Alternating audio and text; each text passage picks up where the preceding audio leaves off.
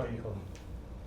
Hello everyone, it's Health Huddle podcast where health makes sense, and today our guest is Maria Kardakova, doctor from University of Surrey, and we are going to talk about nutrition.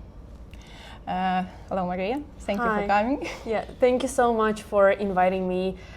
It's a great privilege to talk about such an important topic where we're translating the latest science and findings and some of the technical terms into their application and their everyday life. Thank you.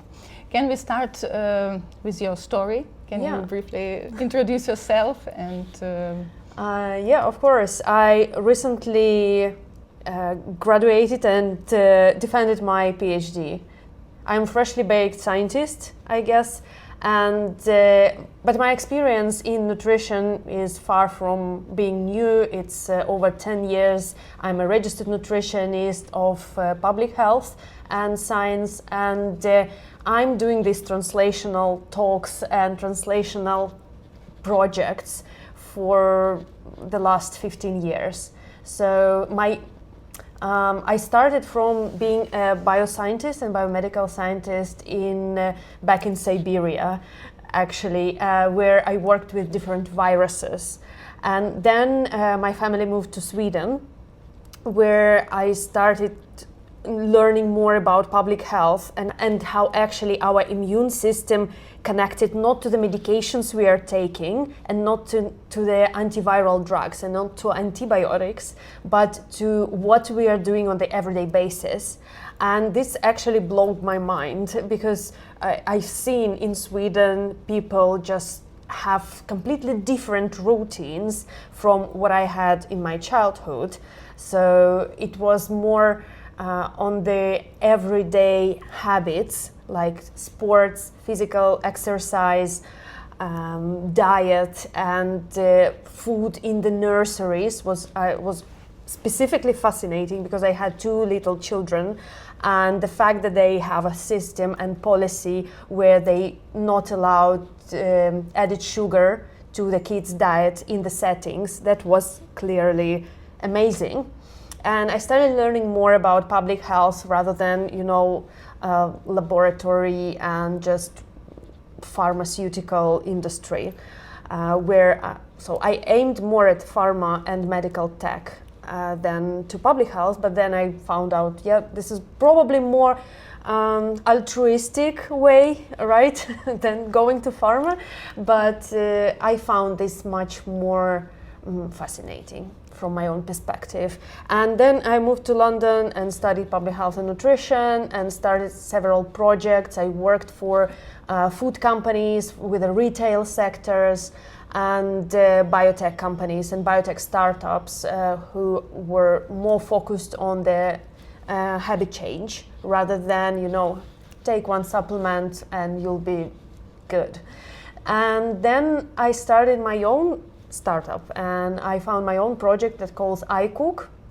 It started as a tool for nutritionists actually, because I was really tired of creating the personalized meal plans for my clients on that point. It was about 5 years ago.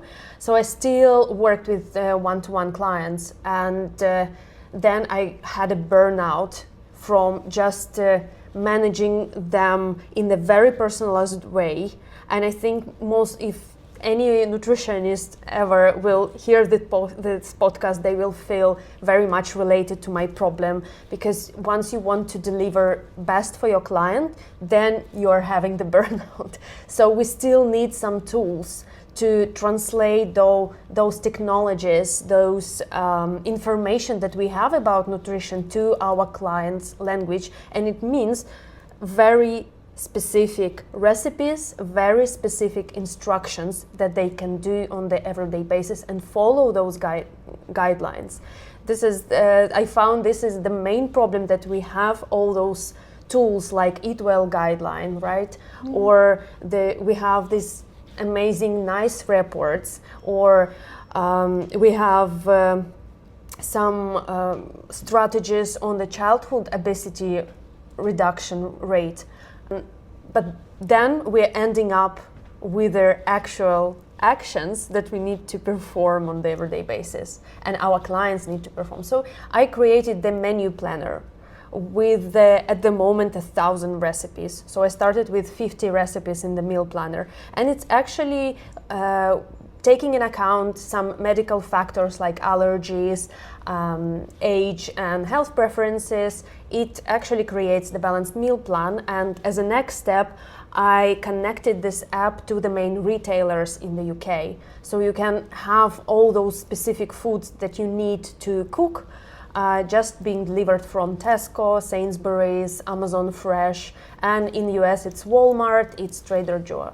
And we also now launched in Australia, in Germany, in Portugal, so basically in 170 countries. Wow. And the idea is to create this technological tool and help this translation. Yeah. And as I understand, it's for everyone. So it was created as a need for nutritionists to support their clients, but it's available and it's for people. Yes. And anyone can use this. Yeah. And why do you think people need it? You know, I completely understand the need and importance, but I like with the name iCook. It's probably a main problem. Like people don't like cooking because it's over. They feel like it's the waste of time. Let's be honest. They don't want to spend time in the kitchen, especially if they don't have enough skills, because skills and habits make our life easy. This is something that can be given to you in your childhood, or rather not. And once we given those skills, it makes us easy to cook, to enjoy cooking. We don't feel stressed in the kitchen. If we had a different kind of example in our childhood, a lot of stress in the kitchen, the food is restricted for variety of reasons. We had our parents or grandparents on the diet. We had food inconsistency when it comes to affordability, like economical factors. Yes, this also might affect our eating patterns in the childhood. And all those baggages we translated to our adulthood. And this is where we might have a vision of how we want to eat. For some people, it could be the perfect type of eating. What is perfect type of eating for you? How would you see your perfect process of easing?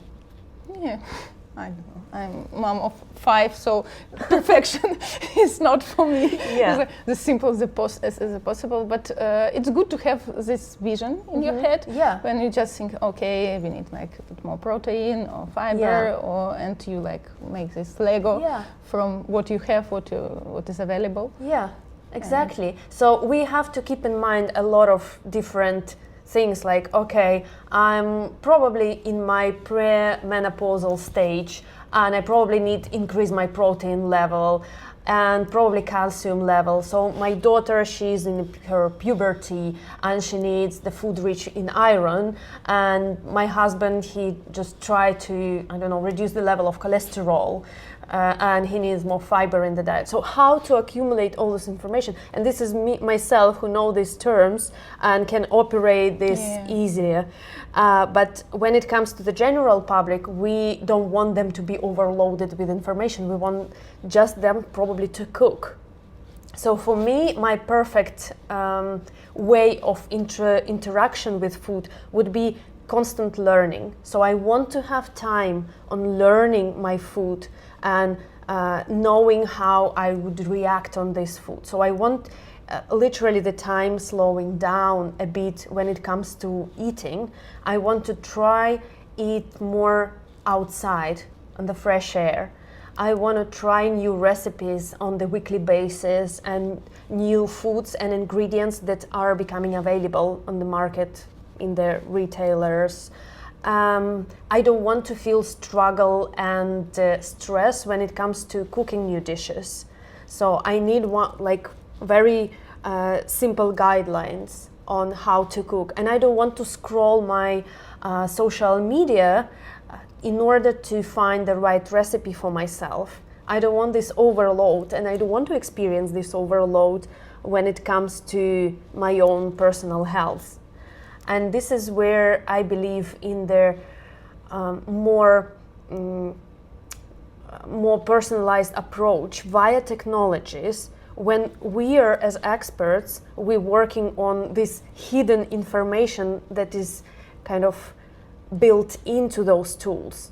So people probably don't need to think too much about how much they need to eat on the everyday basis. They might put their symptoms if they feel not well, or rather some medical information to share their medical information if there are some patterns that they want to support, like certain nutrient consumption or some allergies or something that might restrict their diet. But overall, this information that we currently have on our public health system here in the UK, we might build in to more professional and more personalized tools. So this is my belief.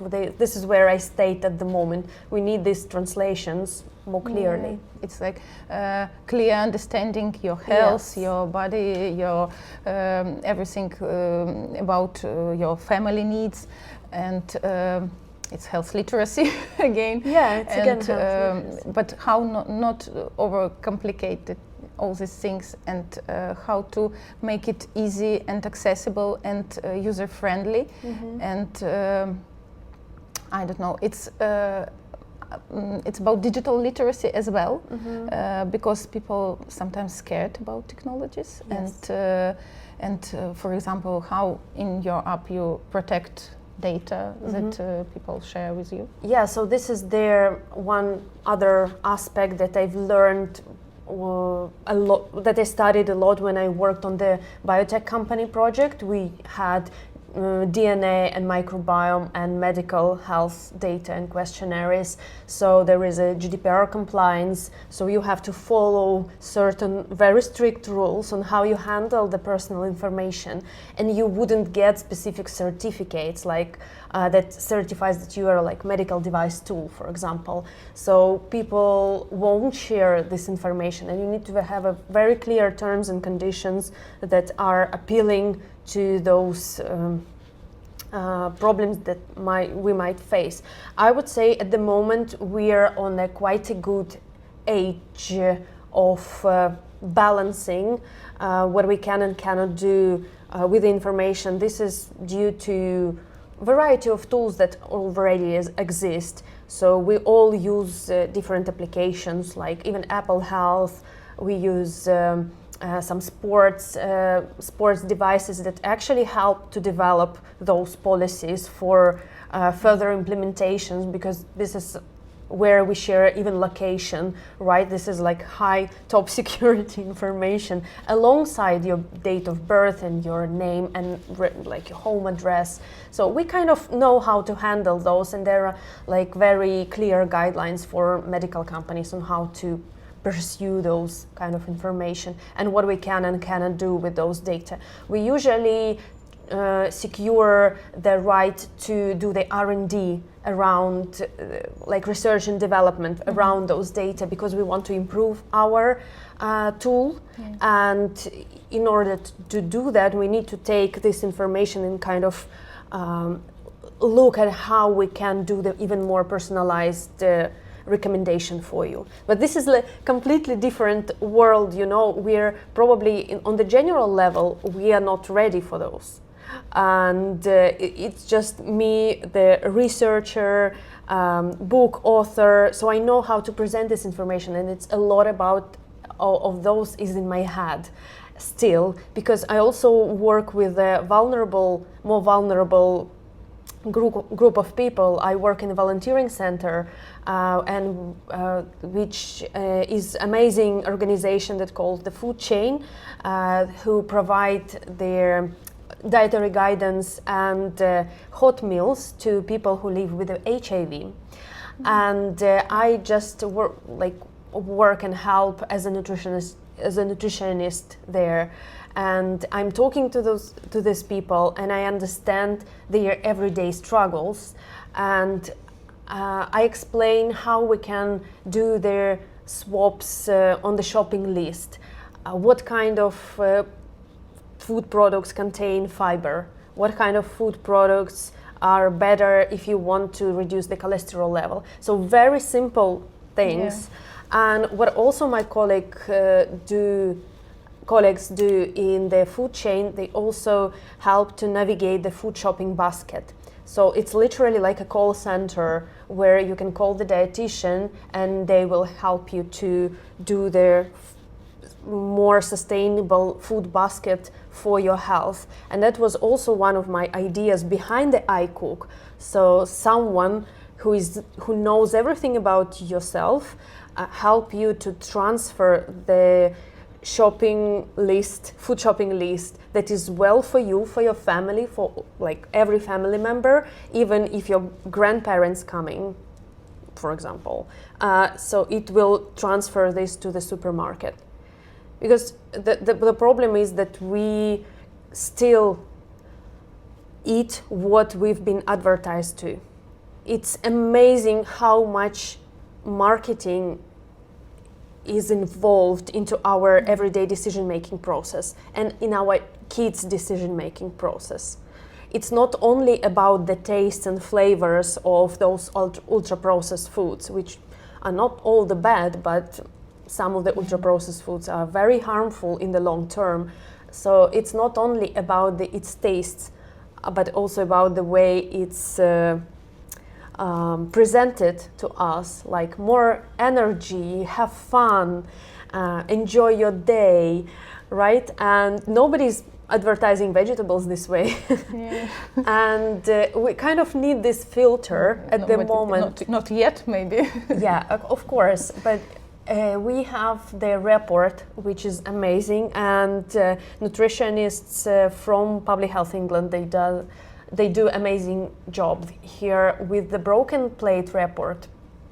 And it's actually accumulate the whole information about the balance between affordability and nourishment of the UK people. And it shows that at certain point we just don't have enough money to eat healthy, and how this can change. And they have their programs running as well alongside the type 2 diabetes prevention programs, but it's all very complicated, and it seems like we don't have enough nutritionists resources. And nutritionists, they also need to be paid, because there are a lot of people in the public health and nutrition sector who are very, very altruistic. Like a lot of the work we are doing on the social media, within our small roles in councils, in like this type 2 diabetes prevention programs, it's very, very limited to the extent where we don't have salaries.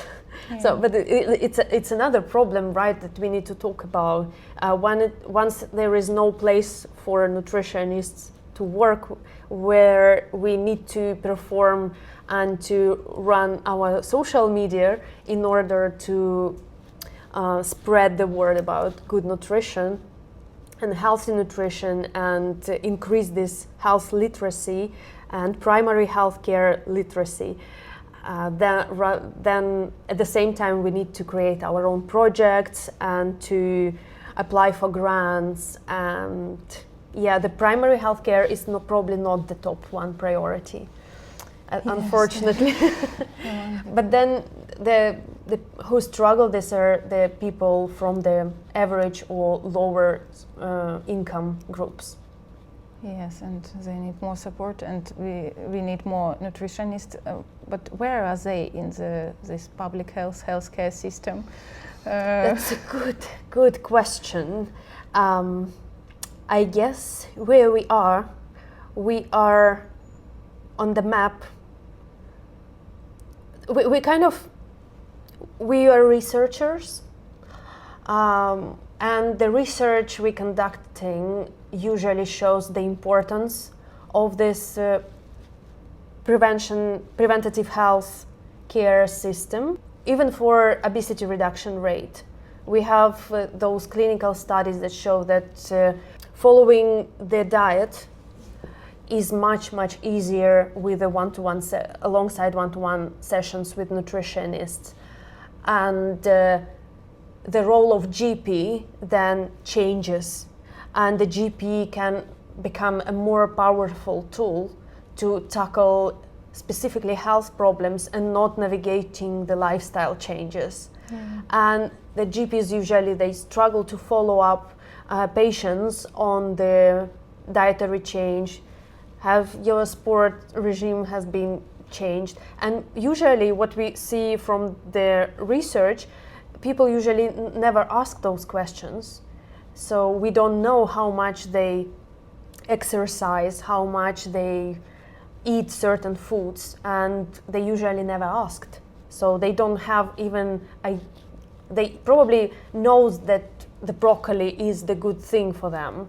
Probably they have this idea, but how to turn not only broccoli. yeah, but I'm generalizing. But they're thinking about healthy diet. Okay, I'll go and buy some broccoli. This is what people usually pursue as the first step to going to better health. But nobody's looking at their diet and saying, okay, let's swap 2 meals this week from pork to, I don't know, canned beans. It positively affects your budget, and it will probably in the long term will positively affect your cardiometabolic health. And nobody's talking about that, right? And nobody's giving those tips to people, because then you need to ask what is your diet look like, what you eat on an everyday basis. So yeah, that's the thing. Yeah, we definitely need to talk about like these simple advices that really make real difference. Yeah. And I think 75% of diseases are preventable, and it's a huge area that definitely underestimated. Yeah. And I don't know, health and nutrition, and it's really connected and important, and we eat every day. Yeah, that's true. We eat every day, few times a day, and this is definitely the footprint that we can give to our bodies to perform in a different way. What do you think about good or bad food? I think it's still like very stigmatized, right? Because what we are talking to our kids, it's far from what we see on the shelves in the supermarkets. How we can talk about like theoretical things with our kids? It's like telling them, oh, video games are bad, you should not play video games. Then everywhere around them there are plenty of video games. We should talk more about the balancing, right? And about what kind of choices do they have, and how much other things they need to do apart from play video games, right? What might help them to improve creativity, what might help them to improve like imagination. And this is also includes sports, exercising, and their some drawing, painting, spending time outside with parents. It's also very important. Communication is very important. And then there is a place for video games, right? And the same with food. I truly believe that there are no bad and good food. And I've seen this again in Sweden. I found some of the habits they learn from childhood are very great, because most of the time they kind of eat healthy. So it's in the nursery, it's in the schools. They have policies where they kind of ban fast markets on the way from home to school. So there should not be the stores that's selling the high sugar and fat and salt snacks. So they have all those in the policy already, within the policy. And starting like from removing sugar from the nursery settings, I think could be the first step, right? And another thing, that they also taking responsibility on educating parents. So the nurseries, they might have a talk with the parent when they see that the kid, for example, came to the nursery without having breakfast, because they see how this affects their behavior. So they might talk to parents and ask them what kids usually have for breakfast, and if it's like, I don't know, very sugary cornflakes with orange juice, they might give you some tips, because they educated and they know what is right for kids for a breakfast. There are amazing studies conducted in the UK that prove the concept of importance nourishing and full-scale breakfast for kids, for their cognitive performance, for their health in the long term, and for reducing their chances of the picky eating development. And in Sweden it's kind of more into practice already. I feel in the UK we're kind of studying more and more, and we want to more prove in order to create the policy, and in some countries it's already there. And I love that. I love that I have an experience of just seeing how they communicate with the parents. I even had take the interview from one of the head teachers in the nursery. So I asked her if what kind of policies exist apart from food safety for children, but how would they cook food? How would they talk to kids who don't want to eat certain foods, and how would they talk to other group of kids who probably overeating? And the way they present the food in the nursery, it's also very kind of educational approach. So kids learning how to serve their own food at age 2 or 3. So once they are standing on their feet, they're already learning how to choose and pick the right ingredients for their plates. And for me, it was amazing, and it's all practical. It's all very, very practical. Yeah, and it's their own choices and own understanding. And, so I think, it's like a step by step, and this bad and good food, it should start from having enough of the nutritious food that we really, really need on the everyday basis. Otherwise, it's like 30% of the shelves, they filled with the vegetables, fruits, whole grains, some high calcium food, the foods that is really important. But 70% of shelves, it fills with the food that is not nourishing for us. It should be kind of balanced as balanced we see on our Eat Well guide. It should be probably similar way on there. But this is a completely different topic on the... But it's really interesting point about shelves. But it's also about taxation, right? You probably also know how the taxation of high sugary food look like, and how it can turn out in the long term, or how it's been done in some countries, but in some countries it didn't work. It's all coming along as a small steps. Of course, small steps, and we can have this information and make these choices. And about this diversity of food, healthy food, we should have to have this balance.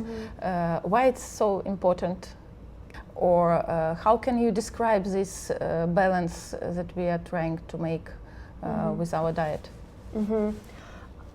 It's interesting that you asked, because on the average we see about 30 to 33 ingredients per family, which are staple in the food basket. Only 33 ingredients during the whole year. And some studies, they are estimating the average 57 to 60 ingredients at least we need to eat during the week, during the month, on the monthly basis or on the yearly basis. And if we go to any market, we will see a lot of different options, especially from the dairy category, cheeses, milk, yogurts, It's vegetables and fruits and herbs. The problem is that we don't know how to cook them and how to serve them. That's a different question. But then it comes to really to diversity and diversity ingredients, because these not just nourish us with the different nutrients like and micronutrients, vitamins and minerals, but also it helps us to support our diversity in the gut. And so my PhD research project was actually connected to investigating how our diet affect the microbiome parameters and how these microbiome patterns actually might be a prediction to certain disease progression or to even healthier state, how people who stay healthy in the long term, who don't have any medical conditions, what their microbiome look like and what they eat. So I'm currently writing. Yeah, that's very exciting, and I'm currently writing a few papers in the University of Surrey with our multiomics health department team. So my department that led by Professor Inga Prokopenko, who is a geneticist, and we usually work with the GWAS and with the big cohorts of genetic data, but then it's not only genetic that kind of rule our health outcomes, it's also our everyday habits. And what's fascinating, that what I've found, that our everyday habits, they actually make the footprint on our microbiome. So what we are doing every day, it shapes our microbiome and either reduce or increase risks of certain conditions, which include the mental health problems and our gut health and just the cardiovascular symptoms and long-term health outcomes. And it's interesting how we underestimated what we can do right with our everyday choices. And it's very simple thing. It's not like they're new generation of data. And the main ingredient I found that drives more changes, more positive changes, is the fiber. Nothing new, right? It's same fruits and vegetables, but also whole grains and nuts and seeds. There are some good findings on the antioxidants from coffee and from variety of cooked and fresh fruits and vegetables. So it's all about, again, diversity and different types of food that we can introduce into our diet. And of course, I see some of the negative patterns that might influence, like high trans fat rich food, and lack of exercise, and lack of exercise not because of the weight, because weight is only a symptom, but also physical activity as the routine, because we know that physical activity might affect mental health, and when it's lack of physical activity, we might have greater chances of, for example, depression development and depressive symptoms. And depressive symptoms, they lead to other habits and routines changes, including dietary changes. So it's all kind of connected, and it's fascinating how this interplay actually affect how we feel, what we think, and what we can and cannot do. So it's good to be educated on their health and nutrition topics, just to understand what I can and cannot do today. Because one day we can cook completely full set of dishes. You probably, as a mom of 5, you probably know that one day you have this stamina to kind of create and to feed everyone properly, to have less and less days. Vegetables plates, and to ask them for help or to cook with them and to go to supermarket together. But another day you just don't have enough energy, and most of the parents, they would just go for takeaways. But then once they know and learn certain steps, they might feel easier to do very healthy dish, but in a very convenient way. Like my son, he's a teenager now, and he's doing these wraps that I taught him how to make when he was 5.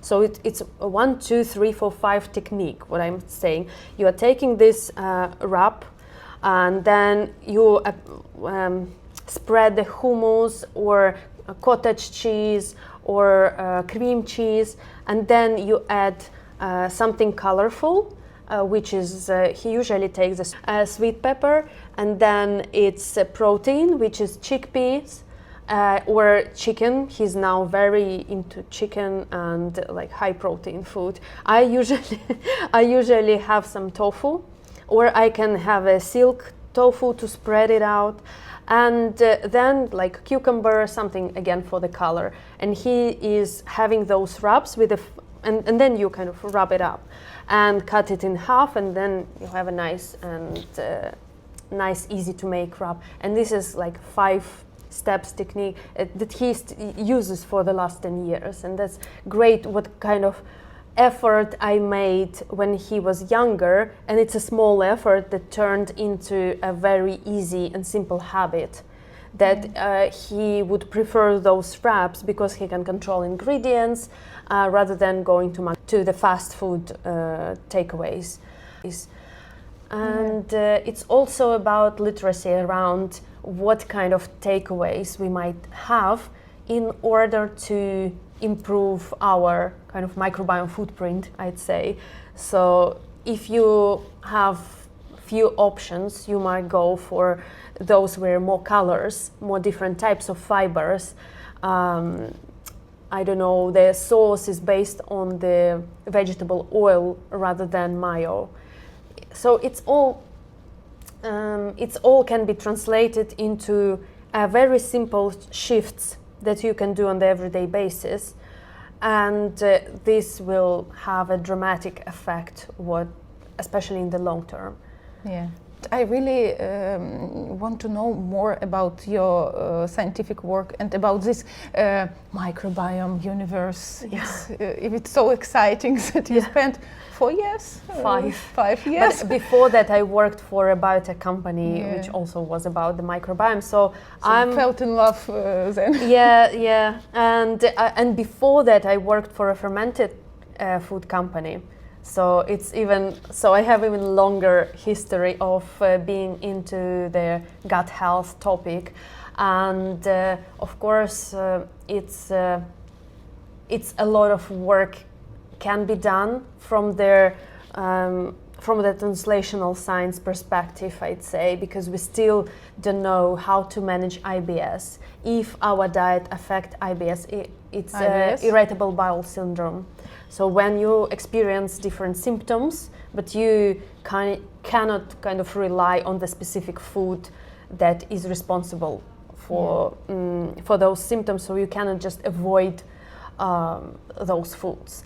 And if this is certain amount of foods, if the foods that is should be in with a reduced fructooligosaccharides that might trigger those symptoms, or those are some psychological issues that might also trigger symptoms. And we see this in the kids because most of the children cases of constipation, for example, it's also cognitively driven. So it could be stress, it could be many different non-physiological factors, not the dietary factors. Not the lack of fiber only. So not only the lack of fiber, yes. And so in the adults, we also see that once there is more stress, so the symptoms get worse. And we know that some of the meditation practices, they might improve those symptoms. So how does it work? Right? And it's all very, very interesting. And this is what led us to the idea that gut can be connected to our brain. And some people experiencing stress, they might have like diarrhea. Some people, who experience diarrhea, for example, as the consequence of the antibiotics medication, they might experience anxiety afterwards. So they feel much worse mentally after they had problems with digestion. So it's all led us to the idea that there are some neurotransmitters that somehow connect our gut and our brain. And we actually found those neurotransmitters, including the butyrate, or including some short-chain fatty acid that also involved in our immune system.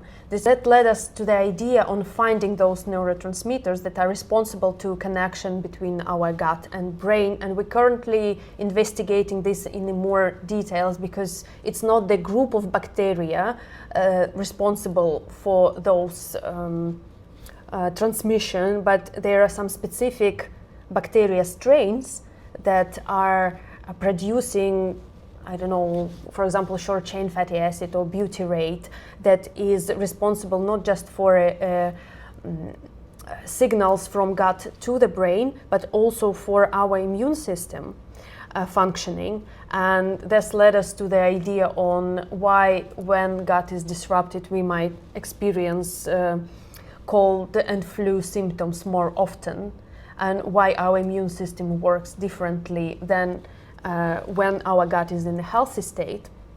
So I investigated different bacteria groups that called bacteria genuses. It's not the very high precision analytics that could be done in the future once we have more data on the species level. So it's the species level, it's the level of your, like if you're taking probiotics, you might find the species name on the packaging. But I worked more in the more general groups. Of the most common genuses that probably everyone knows are Lactobacillus and Bifidobacteria. So actually there was a lot of different findings I've done with those two genuses that I cannot currently share because the data are not published yet, but it's also the interesting findings I will hopefully share at some point. But you can look at my Twitter or X or LinkedIn. I usually publish everything what's coming out. The greatest bacteria, the most that potentially bring us benefits or protect us from development of certain disease, or they are probably more like a biomarkers of our current health and our current state. They are related to more healthy lifestyle patterns in the simplest way, like yoga, cycling to work, moderate level of physical activity, fruits and vegetables every day, more than 5 portions of fruits and vegetables on the everyday basis, whole grains as the regular source of carbohydrates. And the sugary drinks makes the deal very bad, and the sweet baked goods also not really great stuff. But in general, nothing like having probiotics will improve your health, nothing like this, or having a gluten-free diet improve your health, nothing like this. No, I cannot see that. Okay. So it's really interesting and important point, because what are these like main messages that probably we can do this 1, 2, 3 about gut health, about microbiome and connecting with brains. So it's healthy lifestyle, so it's movement, it's fiber. I would say it's movement, more fiber in the diet, which doesn't mean you need to go vegan or vegetarian for those. So you just might wish to increase the number of portions of legumes on a weekly basis, or just had additional vegetables, salads, maybe some fermented foods.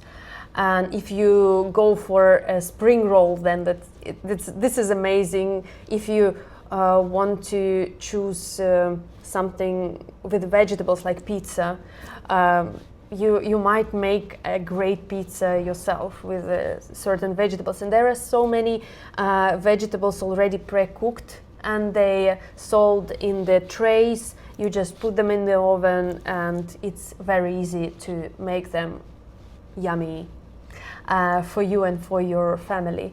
And are there any studies about like frozen vegetables? So food? frozen vegetables, they sometimes even better than fresh one, especially when it's not the season, because when it's not the season for certain berries, they would be transferred from different country, and somehow they still need to be preserved, so they will probably contain less antioxidants than those that's been picked on during the season and then shot frozen. So sometimes frozen options are even better, and they're not losing too much their nutrition volume, their vitamin volume. Probably the most unstable vitamin is the vitamin C, but you still lose it even when you cut the fruit or vegetable, and it's not that difficult to fill yourself up with the vitamin C. And if you are overeating vitamin C, it's just going through your body, and you will discharge it with the urine. Yeah, so it's fine. And I think it's just on top of my head, organic vegetables. So can we cover this? Yeah, I think so. Some studies, they show that there are some different amount of polyphenols in certain organic foods, but in general in Europe, I will talk only about Europe and UK. The organic means more sustainable from the ecological perspective. So term organic, it's more about sustainability, but not affordability. And if you pick between organic and non-organic blueberries, in the UK, the level of non-organic blueberries and the quality of it won't be that much different from organic. But in terms of their accessibility, if you can access 500 grams of blueberries non-organic or 200 grams of organic, I would go for non-organic, because you then might have more, and all your family members will have sufficient amount. So the problem is that it's on the social media again. It can be presented as if you are not eating organic, then you're eating unhealthy food, which is not true. It's never been confirmed by any studies. Yeah, okay, it's a good point, and again, choices. And I think, like we mentioned, gluten. Mm-hmm. Just try to go this common myths or I don't know, misinformation mm-hmm. around this about our gut health and gluten mm-hmm. When it's bad. Mm-hmm. When not. So of course there are like specific conditions that have to consider removing gluten from the diet, which is the allergic reaction to the wheat and to this protein that called gluten. It's then the autoimmune problem, which is their celiac disease, and sometimes there could be non-allergic gluten intolerance.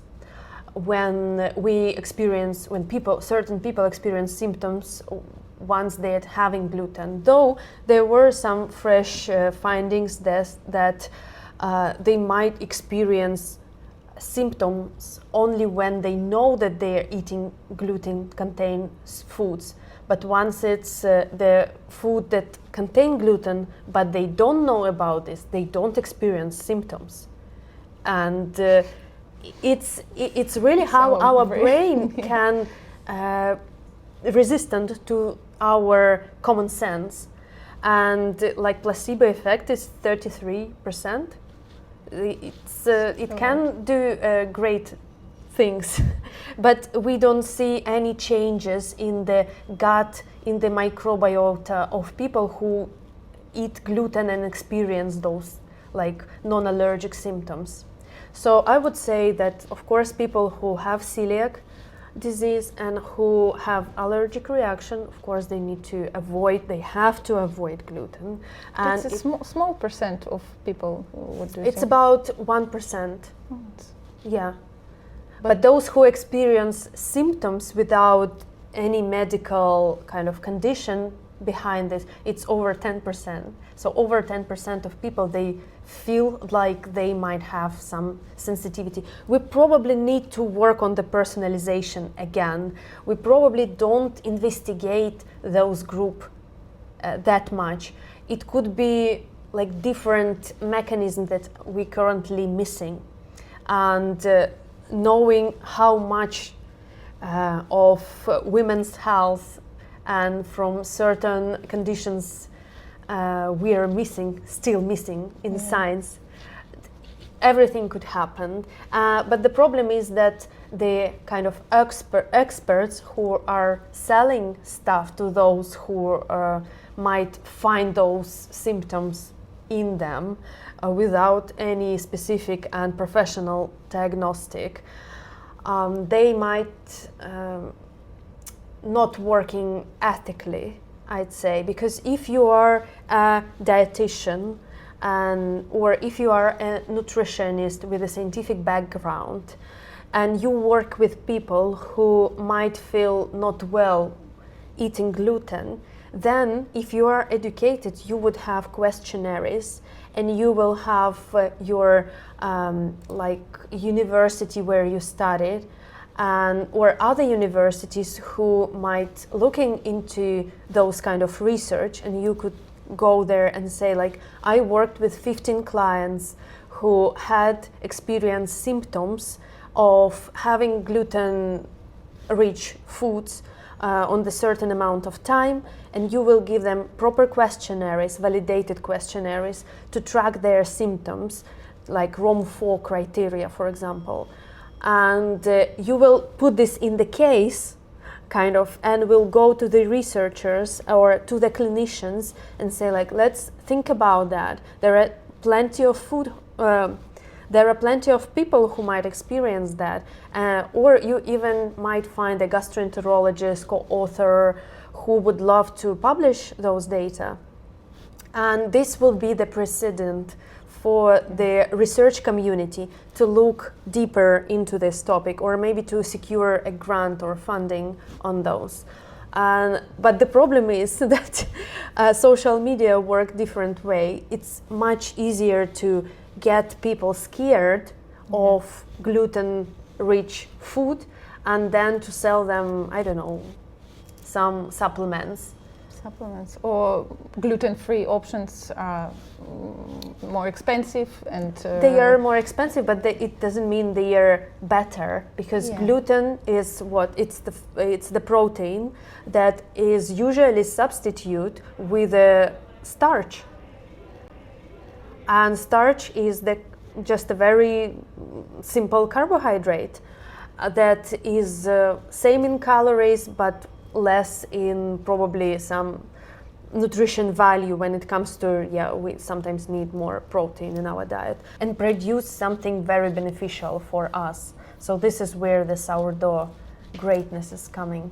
It's not about the, oh my gosh, those bacteria that are in sourdough bread. Unfortunately, bacteria, they all gone on the point where we're consuming those sourdoughs. But something that can be produced by those bacteria, it's like, if you want to imagine those, it's kind of the slime that bacteria produce while eating fibers. And this slime might contain some nice things for us. The same way they're working on our gut intestine walls. So there are bacteria, once they consume fibers, they produce mucus, and this is like a little pillow on the whole length of our intestine, and it drives the important role. It's the protection of the intestine walls from different influence of more pathogenic bacteria when it comes to when it appears in the gut. And it also a very good, a great environment for absorption different nutrients from the food. So once this barrier is disrupted, then we might have this gut-related inflammation. So this is why the fiber is so important, because once we stop eating high fiber food, then bacteria start consuming this mucus. So, and this might getting thinner and thinner, and then at the end of the day being disrupted. So it's completely different ecosystem. It's not only bacteria, it's also yeasts and viruses that also live in our gut, and sometimes parasites. And this could be a very kind of beneficial environment for us at the end of the day. So we might feel scared, and Mechnikov was also scared when he studied their bowel and the large intestine. He was like very scared seeing all those organisms living in us. But then now we see that until it's in balance,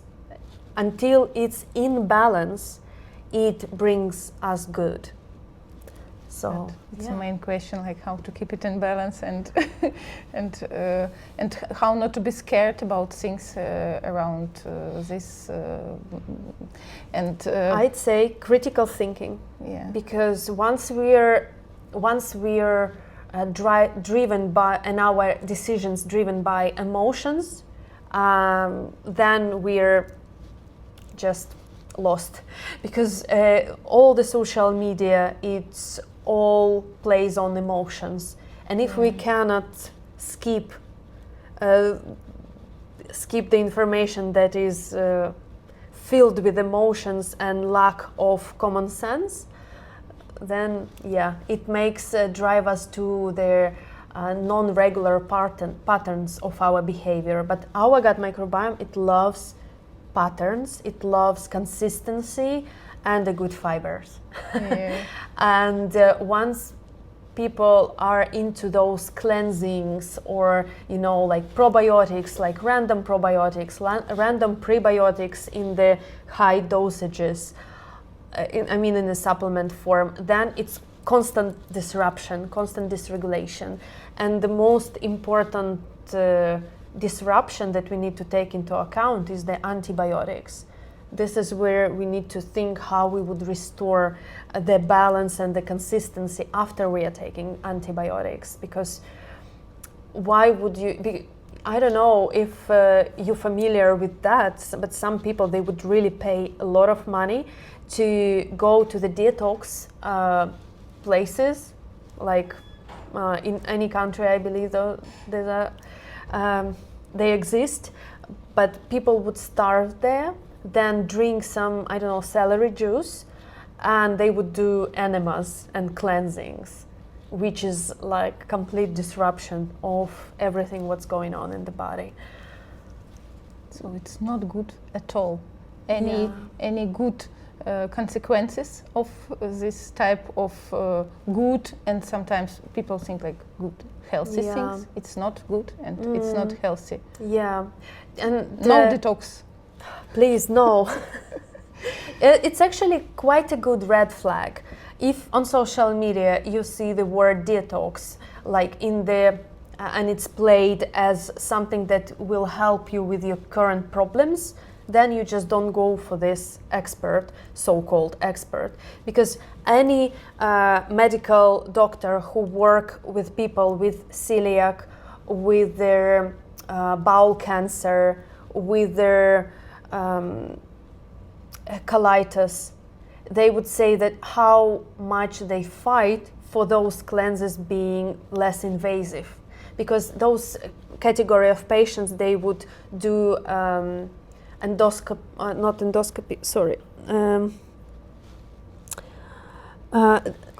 colonoscopy. They will have to undergo colonoscopy on the regular basis, and to do the colonoscopy you would need to do the enema first, and this would disrupt the microbiome very severely. And there are a lot of grants have been developed to create a new way to investigate the intestine without need to do the colonoscopy.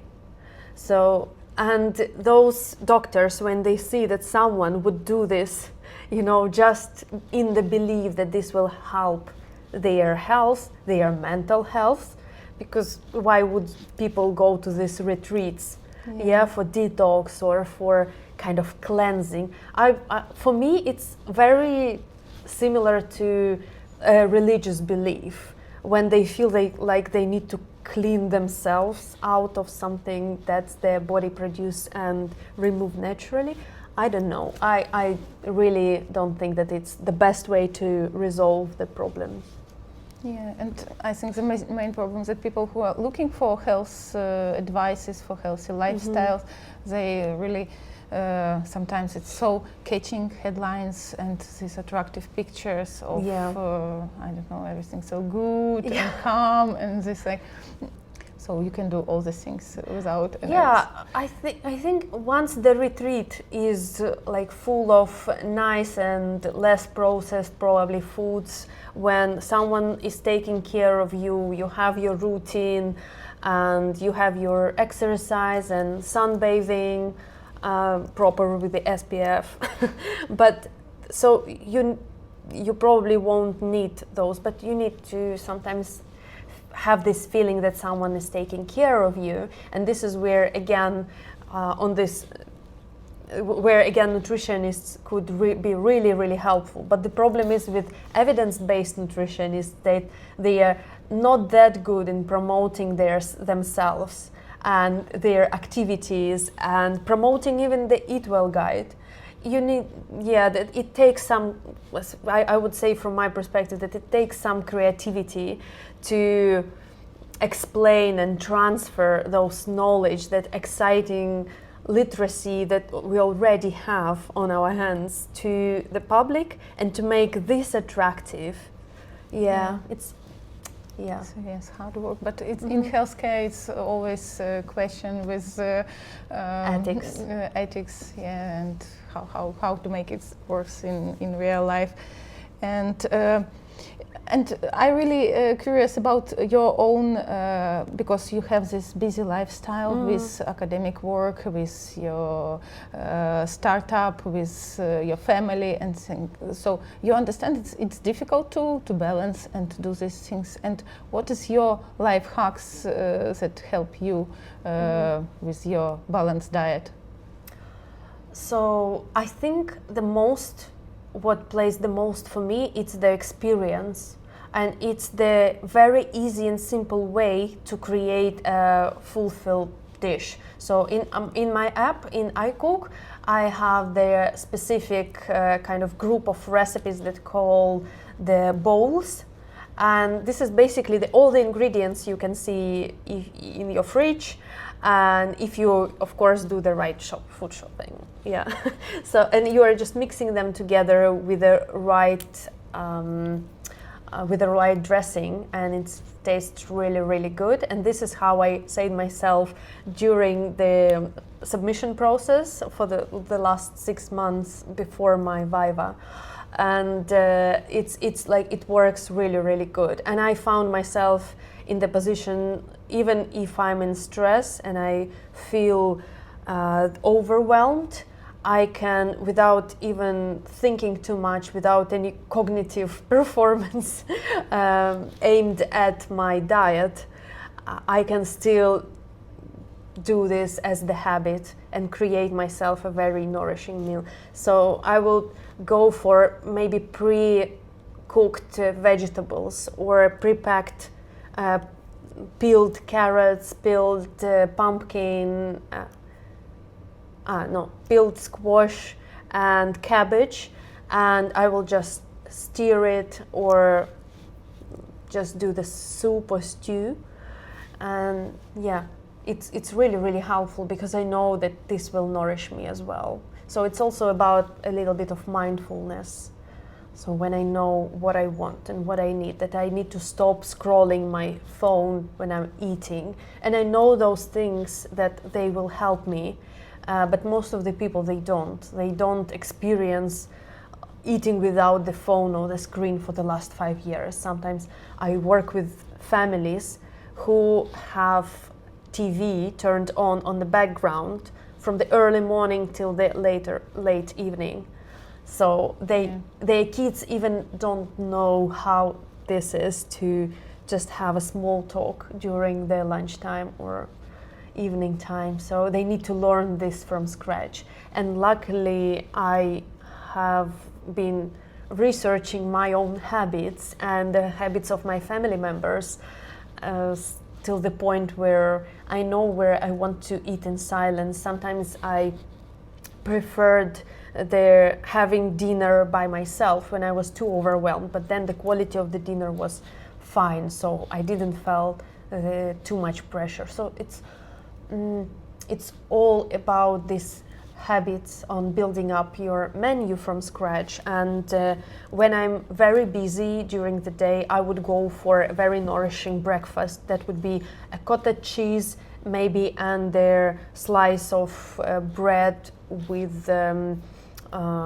chickpeas, or not the chickpeas, but hummus, and some vegetables on the top. Or this could be like fried egg with tofu paste.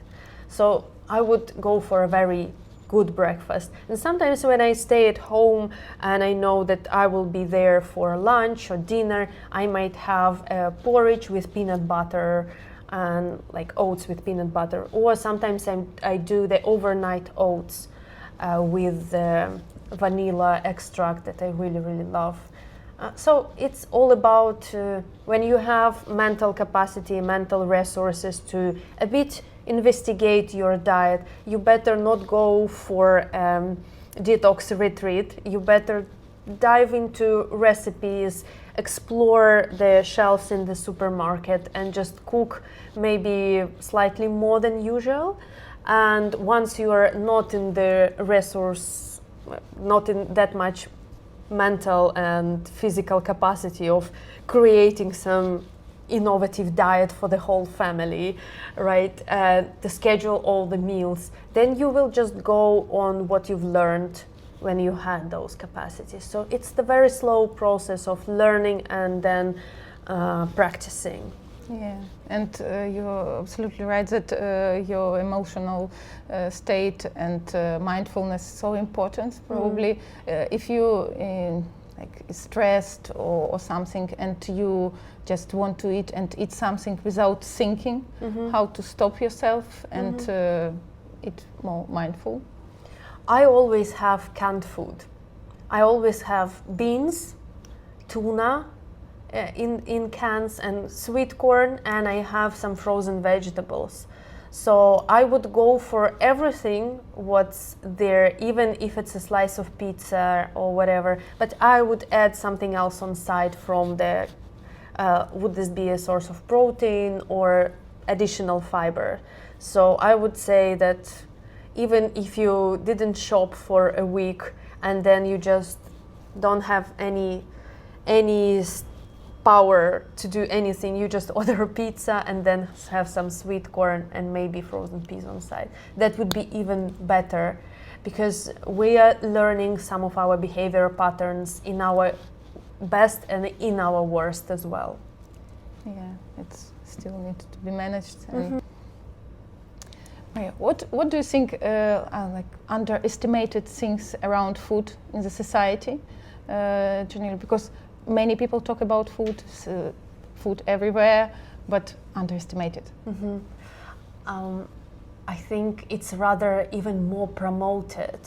It's the food should be quick and fast and convenient for us, but I would say people would underestimate the fact that food came up to our life being very slow, and our body is still genetically created to the fact that food is digesting in a slow pace. we're still created in the way that we need to learn food from scratch, from knowing how it's grown, from knowing all sorts of foods, from eating more seasonal foods, to the way that on how we should cook foods, how we should learn more authentic recipes, authentic food processings and preserving, and the slowness of the process when the whole family sits together, and social context of the food with all the celebrations of the family events. And even if you are by yourself, many cultures, they would highlight the importance of slower eating. And actually there are some studies that shows that how important it is to chew food certain number of times to increase the availability of the nutrients during the digestion process, and availability of sugars and fibers that are going to our intestine, where the bacteria is catching up with the food pieces. And it's interesting how the science is actually confirming what our grandparents did right about food, that it was one of the most important parts of the day. And I just been here in Oxford, outside on the market. There is the very nice place where all the tents with the very nice variety of different authentic foods, and the smells and the people gathering around very interesting dishes, and people probably are more open to try new things, right? And I think this environment is very important for food to be consumed, and it should be promoted even more. So, and all those everything what comes with the slowliness, it's also there nourishing the cooking process, not pursuing it as there's something dramatic or that we have to do on the everyday basis, but rather something simple, and like the way to communicate with all around us with this food and via this food. I think something great is here about cooking for your loved ones, not because we have to cook because, I don't know, we are women and we have to cook for our families, but because there is something in it. And of course, all the family members should be involved. Like my mom always telling me a story how she harvested berries in the forest and mushrooms when she was little, and she had to pick certain amount every time she was sent to the forest and come back home with a like a basket with mushrooms, or with like a small tray with the berries, and then it was preserved, and all the family was involved to for a fermentation process or for a jam making, and then the whole family ate this during the whole winter time, right? And these are traditions that's been forgotten, and I hope we will somehow come back to importance of those processes. I think it's very healthy way of learning and understanding your body as well, because when you grounded, like literally grounded, when you're closer to those vegetable growing process, you see the difference, and people sometimes change their personality when they start farming after working in the city for 25 years, right? They feel more calm and present with their loved ones as well. So this is this is something to think about.